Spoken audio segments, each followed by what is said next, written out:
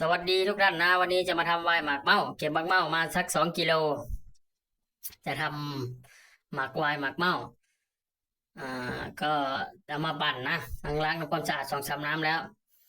จะใช้น้ำต้มทั้งรวมน้ำปั่นนี่ให้มันเป็น12 ลิตรเมา2 กิโลแล้วก็เอามาต้มนะเอามาเคี่ยวใส่น้ำตาล2 กิโลหมากเมาก็2 กิโลนะสูตรนี้ใส่น้ำตาลเยอะหน่อยก็ค่าจุลินทรีย์ในถังที่จะหมักนะ หลังจากเดือดแล้วก็พักไว้ให้เย็นลงแล้วก็เอามาลองยีสต์ในแก้วเพื่อดูว่ายีสต์มันตายไหมที่ซื้อมายีสต์หมักไว้ของใส่ถังหมักนะแล้วก็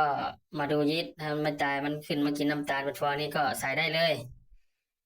โอเคแล้วก็ปิดฝาไปตั้งไว้ในห้องขอเป็นที่มืดๆนะไม่ต้องแสงจ้าเดี๋ยว7 วันเราจะมาชิมนะ7 วันแล้วเราก็มาต้มฆ่ายีสต์ให้อุ่นๆหน่อยยีสต์มันก็ตายแล้วเพื่อมันจะไม่ได้ทำงานดียีสต์เป็นตัวกินน้ำตาลให้กลายเป็นแอลกอฮอล์